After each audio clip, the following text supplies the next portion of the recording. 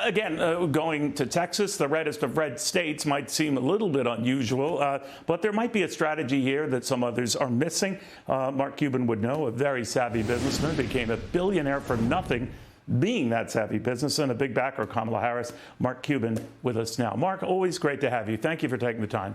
Always a pleasure, Neil. Do you think there's any strategy to going to Texas? You know, I understand with Beyonce and all of that stuff. I understand she has a lot of celebrities backing her. You're like a celebrity billionaire yourself, but is it really wise this close to the election to, as some of our critics in the Democratic Party said, wasting your time there?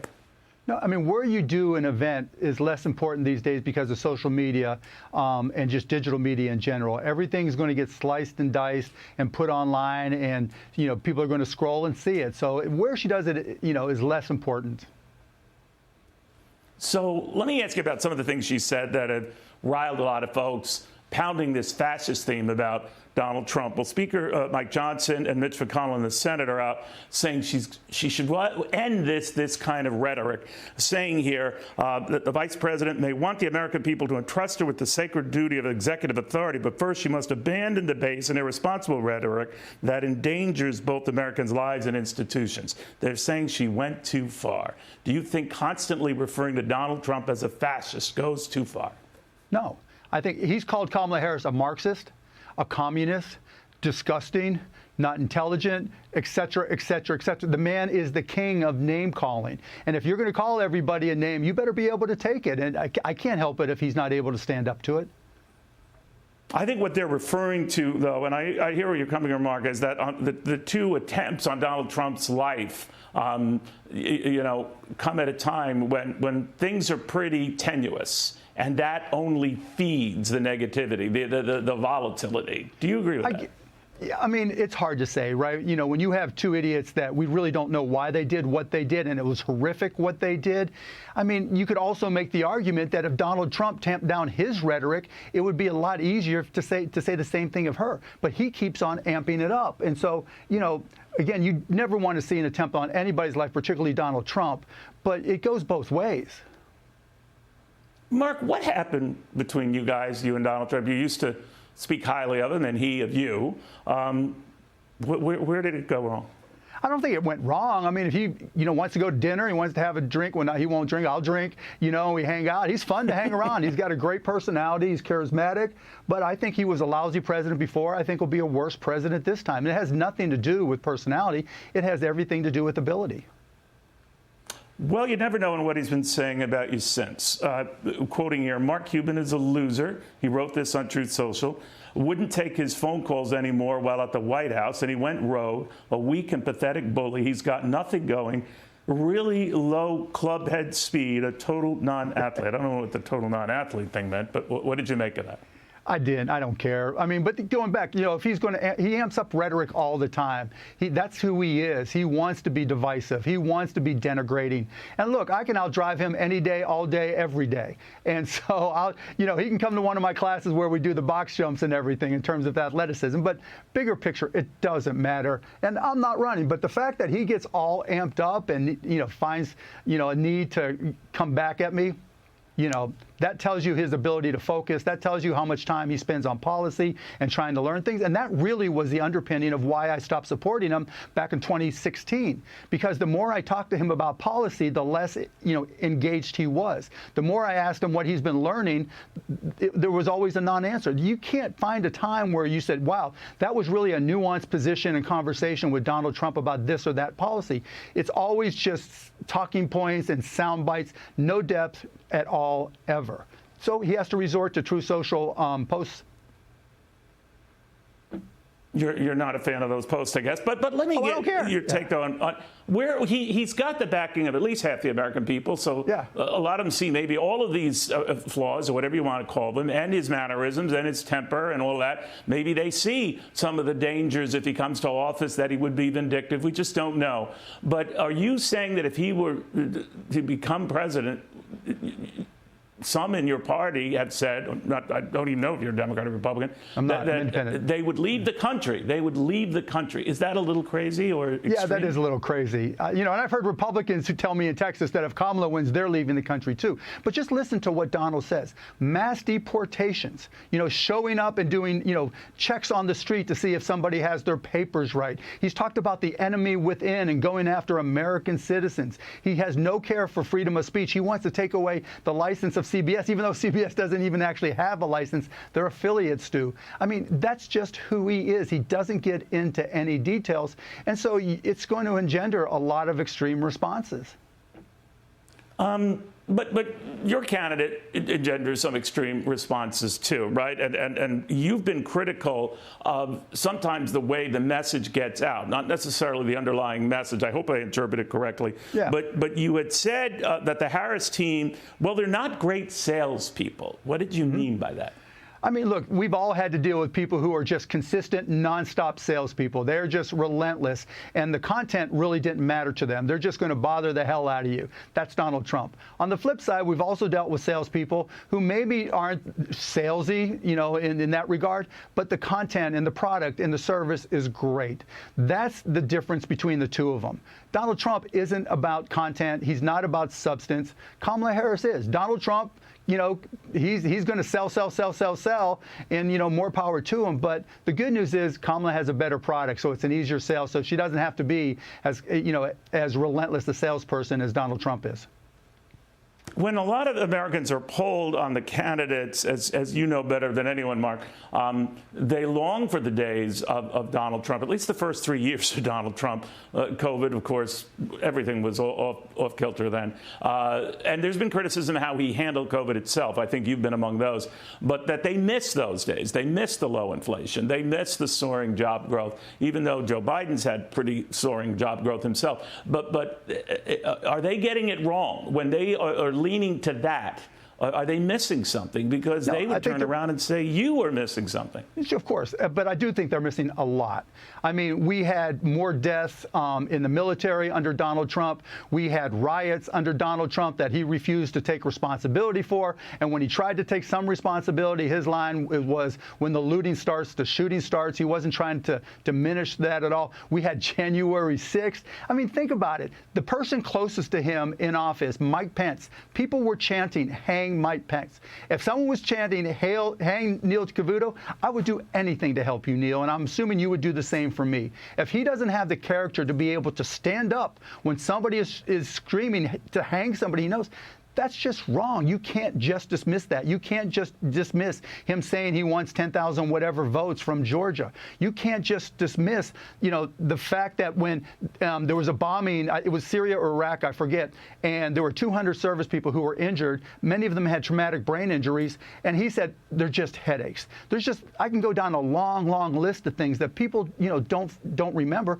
And look, it's not their job. People are just trying to live their lives on a day-to-day basis. So no one expects everybody to go in there and do a detailed analysis of his presidency. Yeah. But, that Trump-nesia is overcoming a lot of judgment.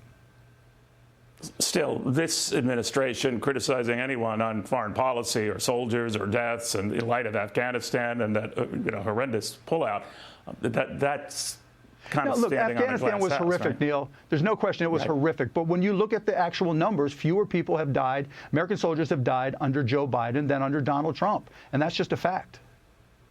Let me step back and get your sense of tariffs, because a key part of Donald Trump's new economic initiative, if he gets back in the White House, is to slap severe and huge tariffs, largely on China, the likes of which we've never seen. Now, I know Kamala Harris has been critical of that, but by and large, the Biden administration with her have kept most of the tariffs that were in place under Donald Trump under them as well. So let's just look at that, right? During the Trump administration, he got his butt kicked by China in a trade war. Soybean farmers got destroyed. But in any event, in terms of the tariffs that was kept, before he left office, the first thing that happened was the tariffs from China went down. I think they went down from 25% to 15% to 7.5%. And so those tariffs that were kept are at a much lower rate and are far more strategic. And then there's the tariffs with the EU. Joe Biden signed an agreement, a treaty with them saying there'd be no bidirectional tariffs for at least 5 years. And so while it's true that there were some tariffs that were kept, most of them were strategic. And in some cases where they're strategic, and I've always said strategic tariffs are great, for EVs and steel and other things, he increased those. Look, no one's complaining if Donald Trump wants to come in and do strategic tariffs. It's the fact that he wants to do across-the-board tariffs. I think what people don't realize is the things you buy for Christmas. We're getting to the point where we're looking at Christmas presents now. Fast forward a year where we're looking at presents. If Donald Trump institutes a 60% tariff on imported Chinese goods, most of those presents you're looking at buying for your kids, your family, your friends, they're going way up, 60% or more. And when that happens, not only do you buy less and your kids don't have the Christmas that you want them to have, but the small businesses, medium business, large businesses, they suffer even more because when their businesses decline in the fourth quarter is their entire business, when they book everything, they're going to get crushed. And it gets worse from there. When you look at tariffs, there's always retaliatory tariffs. China came back and set tariffs. So, farmers who wanted to export soybeans, there were stories written about farmers committing suicide. So you're worried the tit for tat gets out. You're worried the tit for tat gets out of control. Yeah, he got crushed last time. He disagrees with that characterization. But let me ask you a little bit about mixed messages we get, even from Kamala Harris. You had wanted to clarify, I don't know why you felt the need to do so, that she will not raise the capital gains tax. But many point out she's raising a lot of other taxes on corporations and the rest. And she says she's going to spare those who make $400,000 or less. But the fact of the matter is she is targeting the rich. That would be people like you, because she argues people like you don't pay your fair share.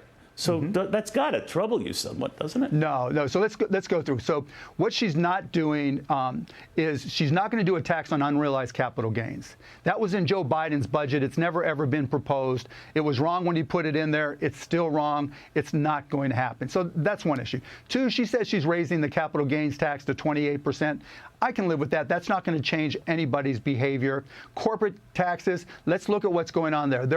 You don't think that would change? Maybe not for you, but you don't think someone who sees that tax on an investment or real estate or any purchase now suddenly up to 28%, it might be just a blink for a billionaire like yourself. No, that's not what she's saying, But for a lot of people, Neil, it could make a big difference, right? It's not a tax on an investment. It's a tax on your gain once you reach a certain threshold. So you've already done really, really well if you've reached a threshold of 28, where it's going to be taxed 28%. So we're not talking about, you just Well, that doesn't matter if you're rich or poor, right? It doesn't matter if you're going to be taxed at 28% versus 21%. No. Threshold or no, right? No. If you're under the threshold, your rate's not going up, as best I can remember, right? But what about the fairness thing then? That fairness issue, it keeps coming up, and for the life of me, and I've heard this for decades covering this issue that the rich aren't paying their fair share. I remember Bernie Sanders talking about the time the top rate was 90%.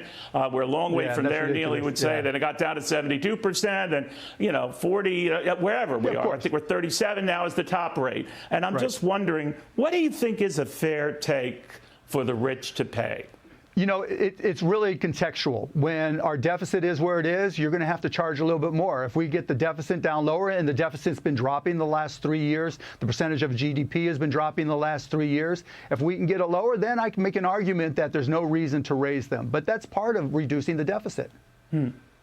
On this race, a lot of people wonder, it's close right now. I have no idea how the election will sort out. But if Kamala Harris were to lose, do you think she would accept that defeat and concede the election?